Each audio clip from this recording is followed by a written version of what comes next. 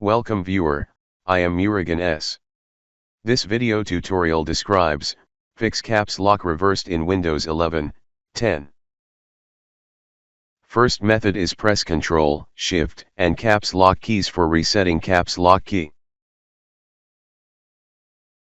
Second method is change accessibility option.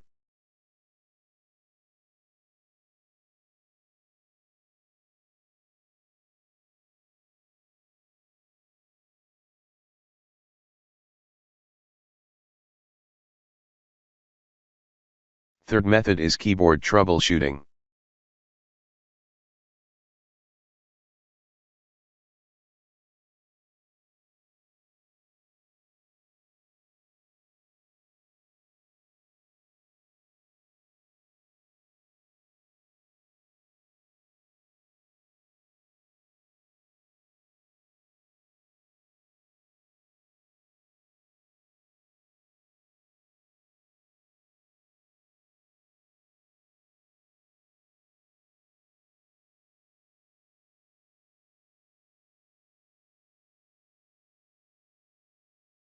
I hope this video tutorial helps to you.